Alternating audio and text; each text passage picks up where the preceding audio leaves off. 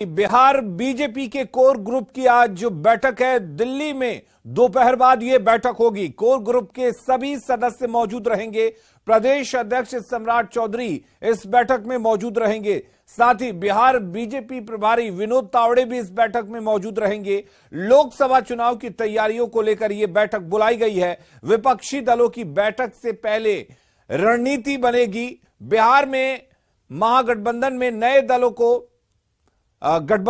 दलों को शामिल करने पर चर्चा होगी कि एनडीए में किस तरह से दूसरे नए दलों को जोड़ा जाए, इन चीजों पर चर्चा होगी। और जिस तरीके से 23 जून को बिहार में महागठबंधन की बैठक होने वाली है, उस बैठक को लेकर भी रणनीति बनेगी। हमारे साथ अमितेश जुड़े हुए हैं। अमितेश, काफी अहम बैठक कही जा सकती है, वो भी तब जब 23 जून को महागठबंधन के तमाम दल पटना में जुटने वाले हैं। यहाँ बिल्कुल बीजेपी की बड़ी बैठक हो रही है आज दिल्ली में। बीजेपी कोर ग्रुप के तमाम नेता मौजूद रहे, जिसमें प्रदेश अध्यक्ष सम्राट चौधरी, नेता प्रतिपक्ष विजय सिन्हा, इसके अलावा सुशील मोदी, गिरिराज सिंह समेत तमाम पार्टी के वरिष्ठ नेता शामिल होंगे।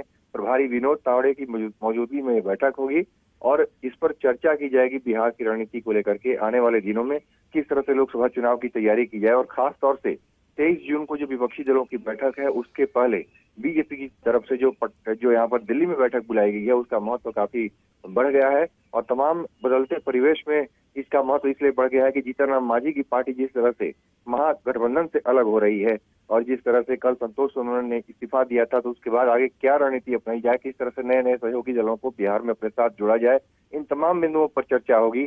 खास तौर से उपेंद्र कुशवाहा के बाद जीतन राम मांझी को भी एनडीए में शामिल करने की जो चर्चा हो रही, जिस तरह के संकेत मिल रहे हैं, उन तमाम मुद्दों पर चर्चा होगी। और पार्टी एक रणनीति बना रही है कि कैसे जेडीयू, आरजेडी और महागठबंधन है, उस महागठबंधन का मुकाबला बिहार में किया जाए। जी अमितेश, ये माना जाए कि जैसा कि आपने भी बताया कि चाहे वो उपेंद्र कुशवाहा हो या जीतन राम मांझी हो, उनको किस तरह से एनडीए में शामिल कराया जाए, उसको लेकर रणनीति बनेगी। तो ये माना जाए कि इस बैठक के बाद बीजेपी पूरी तरह से बिहार में एक्शन में नजर आने वाली है। यहाँ बिल्कुल बिहार में बीजेपी एक्शन में नजर आने वाली है और बीजेपी को लगता है कि अपना कुनबा बढ़ाया जाए और एक संकेत दिया जाए कि जेडीयू, आरजेडी, कांग्रेस समेत जो लेफ्ट दलों का मुकाबला, जो गठबंधन है, उस गठबंधन के मुकाबले हम भी बिहार में कई दलों को साथ ला करके एक मजबूत विकल्प देने की तैयारी में कर रहे हैं। और जिस तरह से 2019 में हमारा परफॉर्मेंस रहा था जेडीयू के साथ में, उसी तरह से जेडीयू के नहीं रहने के बावजूद हम उस तरह का परफॉर्मेंस दोहराएंगे। यही वजह है कि बीजेपी लगातार कहती है हम 40 में 40। चलिए, बहुत शुक्रिया अमितेश, आप नजर बनाए रखिए इस बैठक पर, हम आपसे लगातार जानकारी लेते रहेंगे।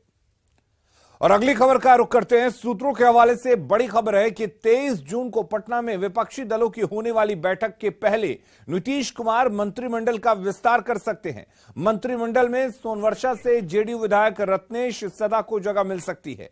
सीएम के बुलावे पर रत्नेश सदा पटना भी पहुंच चुके हैं। दलित समाज से आने वाले रत्नेश सदा ने डॉक्टर संतोष सुमन के इस्तीफे पर पूर्व मुख्यमंत्री जीतन राम मांझी पर जमकर बरसे और सदा ने मांझी पर मुसहर समाज को बर्बाद करने का आरोप लगाया है। रत्नेश सदा से बातचीत की है न्यूज 18 संवाददाता आनंद अमृतराज ने। विस्तार के चर्चा के बीच में रत्नेश सदा जो सोनवर्षा से जेडीयू विधायक पहुंचे हैं, काहे के लिए बुलाया गया सर सीएम? सिर्फ निर्देश मिला जा पटना आइए। मतलब किसने फोन किया और क्या निर्देश मिला?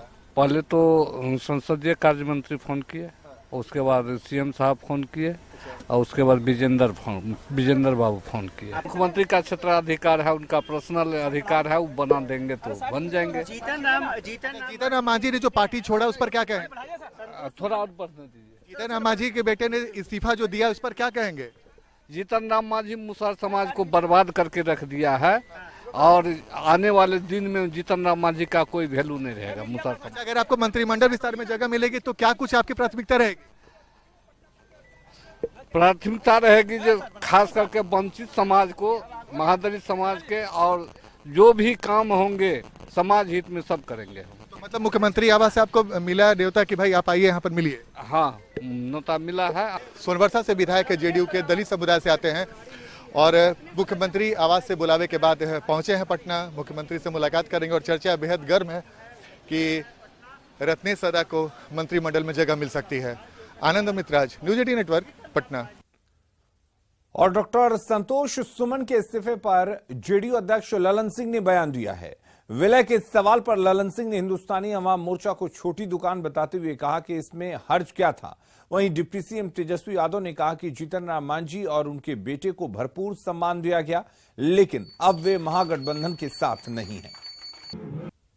उनका त्यागपत्र माननीय मुख्यमंत्री जी ने स्वीकार कर लिया और इसके साथ साथ उन्होंने माननीय मुख्यमंत्री जी को लिखा है कि निजी कारणों से अब हम आगे साथ चलने में असमर्थ हैं। तो अब हम लोग ये मानते हैं कि उन्होंने महागठबंधन छोड़ दिया। आप पार्टी अलग चला रहे हैं और हम लोगों ने अगर ये कहा कि आप पार्टी का अपने को विलय कर लीजिए, अलग अलग दुकान, छोटा छोटा दुकान चलाने से क्या फायदा है, तो इसलिए इसमें बुराई क्या है। अब उन्होंने नहीं किया और माननीय मुख्यमंत्री जी ने मांझी जी को मुख्यमंत्री बनाया और संतोष जी को मंत्री बनाया। तो कभी भी जो है कोई ये नहीं कह सकता कि सम्मान जो है इन्होंने नहीं दिया। हमेशा बढ़ चढ़ करके जितना हो सकता था उनको जो है हमेशा सम्मान देने का काम किया। जो चिट्ठी में जो लिखा है तो इसमें तो बातें एकदम स्पष्ट है कि महागठबंधन का वो अंग नहीं है, रहना चाहिए।